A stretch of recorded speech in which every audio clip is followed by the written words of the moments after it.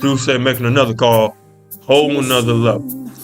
The reason that I call it this is that I'm elevated in my revelation. I'm elevated in my walk with the Lord. I'm in a season of growth. So when I say a whole nother level, the way that I'm comprehending the scriptures is now different, right? Where first I would read, okay, it's interesting, this and something may point out. But one way to take it further is that you have a passage of scripture.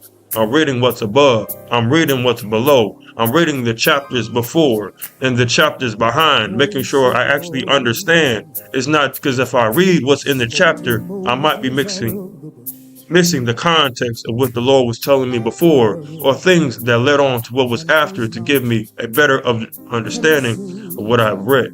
Does that make sense? Or you read for the spirit behind. What do I mean by that? Read for the intentionality, what was taught to you through the passage of scripture. So when I say, well, I've been learning, you put your name, right? Where you see it in the word. So you could say, Moses did this and this. My name's True Saint. True Saint did this and this. So now I'm putting myself in it, and I get a better understanding for the heart at that time. Because so many times we can look at it as this is an older, right?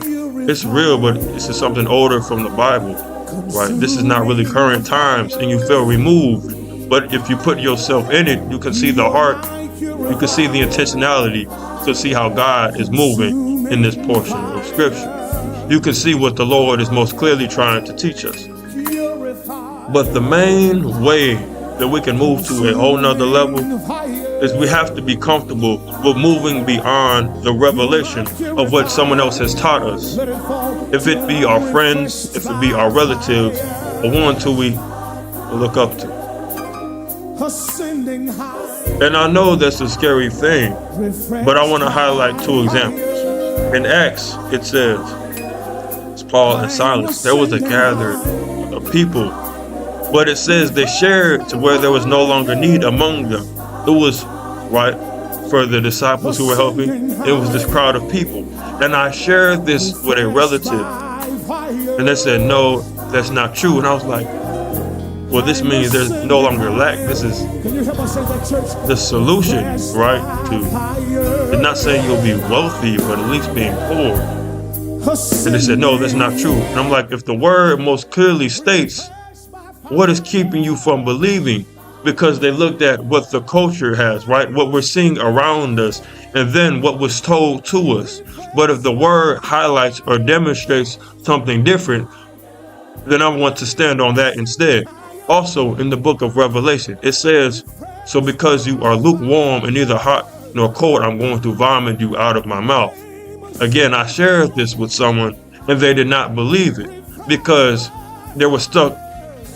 I'm not going to say doctrine because it's not word, but stuck on the mindset of once saved, always saved, which again we know is not true. But the thing is, sometimes we can miss the Lord's revelation or what is speaking to us because it contradicts something that was told to us, even though God shows us something that is more concrete, that applies more truth, but we don't stand on it because it goes against what was told to us. Someone who we look up to or we have a close connection with. It doesn't mean you disregard, but if the Lord shows you something different, or he shows you that what was told to you is not true, I should stand on that revelation instead. That is how you elevate.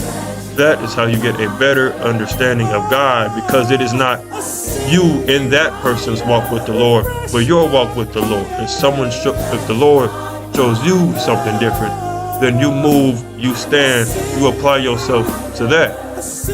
All right, True Saint, be back with another next week.